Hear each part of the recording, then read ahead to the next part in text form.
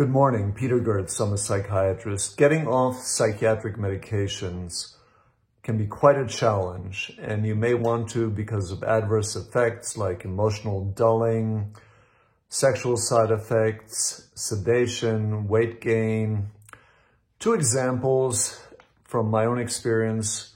One patient had been diagnosed with bipolar disorder, and she had apparently, as per her, a good relationship with her husband, married for many years, they had children, and then her husband suddenly, unexpectedly died.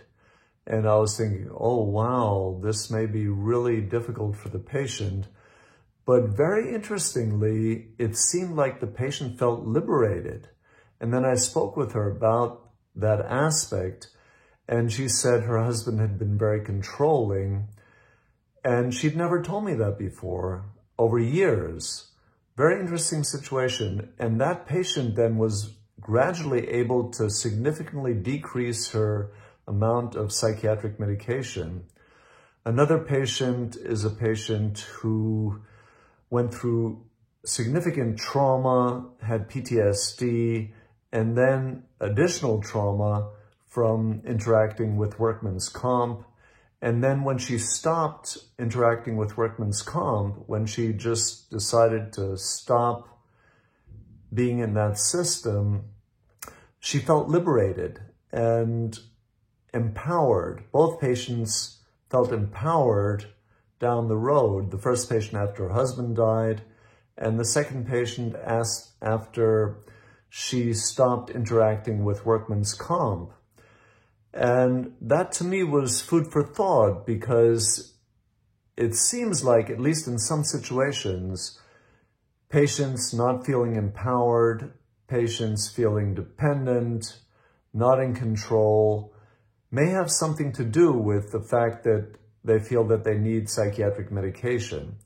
Now, if you want to stop psychiatric medication, there are various aspects to consider, and it can be tricky because, let's say, if you're taking Cymbalta for depression and pain, if you want to stop the Cymbalta because of adverse effects, your pain may worsen. Tapering in general is a very good idea. You generally do want to taper if you want to gradually get off psychiatric medication. So if you're, for example, taking Cymbalta, Effexor, or an SSRI, you want to avoid withdrawal symptoms as much as possible by tapering off, sometimes very, very gradually.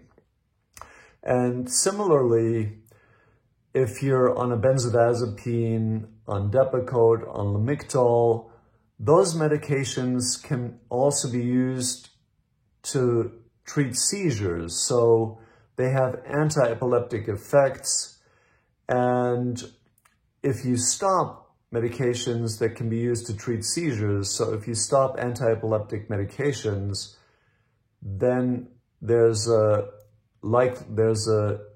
chance that you're going to have a seizure from stopping those medicines.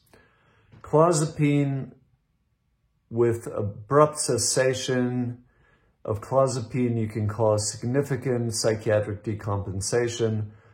So bottom line, you want to be careful, you want to taper, and whether or not the medication was necessary in the first place, so let's say you were misdiagnosed, treatment was misguided, so you never needed psychiatric medication in the first place, whether or not that's the case, your nervous system is going to be used to taking psychiatric medication after some time on the medicine.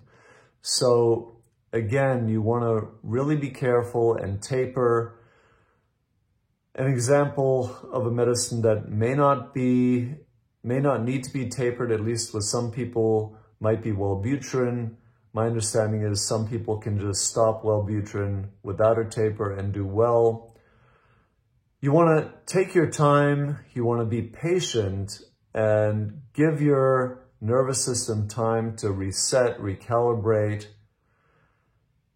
And things that can help your autonomic system to recalibrate, reset, and in general help our autonomic nervous system are meditation, yoga, Tai Chi, acupuncture, being in the moment, easy to say, of course, enjoying hobbies, exercise, socializing, having fun, laughing. So bottom line, whatever can get us out of our head, into our bodies, into the moment, not worrying about the future, not concerned about the past.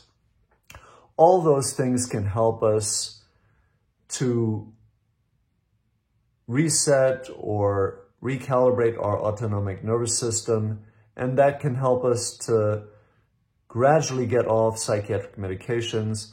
Psychotherapy can help. Supportive relationships, for example, with a partner can help.